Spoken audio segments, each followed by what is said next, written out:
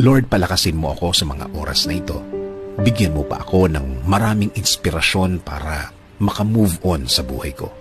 Ako ngayon, Lord, ay nakalubog sa isang problema na hindi ko lubos maisip kung bakit dumating sa aking buhay ito. Nalilito at parang nawawala na ako. Parang walang makapitan. At alam kong walang makakaintindi ng aking kalagayan. Bigyan niyo po ako, Panginoon, ng guidance para malaman ko kung ano ang dapat kong gawin at kung ano ang dapat isipin.